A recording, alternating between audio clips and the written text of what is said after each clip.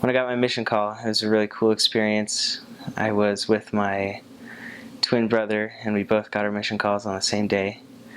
And I remember we waited out by the mailbox for the mail to get there, and it came a little early that day, but we still had to wait for my dad to get home from work so that we could open it. And when we finally did sit down to open our mission calls, we had a piano bench laid out in the front with like 10 cell phones on it with people on the phone, and a big map in the background where everybody had put up their guesses. And then, since my brother and I, we didn't know who was older yet, and that's how we were going to decide who was going to open the mission call first. We just had our dad flip a coin to decide who opened it first, and I went first.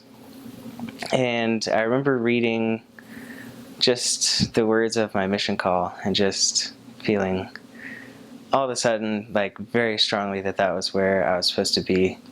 And it was a really, really special moment for me. And then my brother opened his mission call right after, and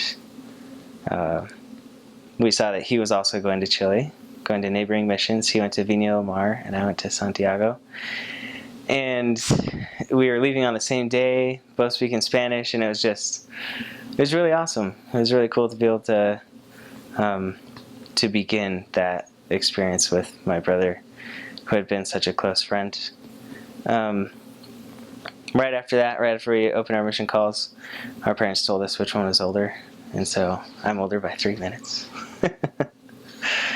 But yeah, we also got our mission calls on the same day as a couple other friends, and we went into the MTC on the same day with them and met up at the creamery beforehand with each other, and we kind of just went one by one at the time that I think the mission call has a certain time you're supposed to go into the MTC. So we just kind of left one by one to report at our times. And it was really cool to be in the MTC with my friends and with my brother. Well, first of all, it was really different being apart from him for so long, because we had spent most of our lives together.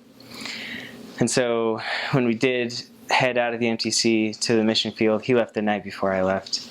And at first it was really strange to be apart from him.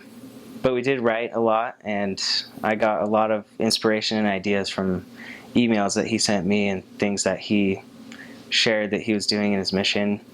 And it was really cool. It wasn't so much of a comparison between who's better than the other, but it was more of like we were a team even though we were serving in different missions.